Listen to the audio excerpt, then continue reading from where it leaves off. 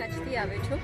Specially મને રાજેશ બારૈયા સરે invitation આપ્યું હતું જજમેન્ટ માટે. અહીંયા કોમ્પિટિશન હતી નર્સરીથી અપ ટુ 12th સુધીની અલગ અલગ કેટેગરીમાં અલગ અલગ કોમ્પિટિશન હતી.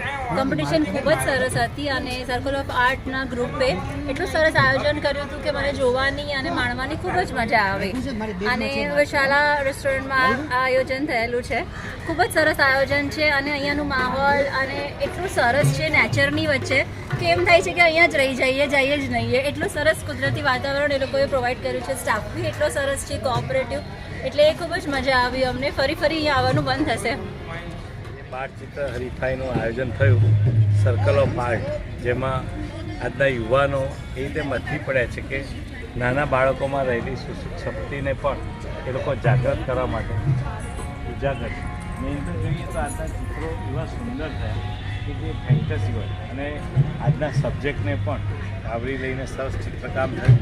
મૂળ આ ટીમ એટલી બધી મહેનતુને એવી સરસ છે કે વિશાલાના સ્ટાફનો પણ સરસ સપોર્ટ રહ્યો અને મારી સાથે જજીસમાં રુચિબેન પણ હતા, રાજેશ બારૈયા, અજય, પ્રીતિ કનેરિયા.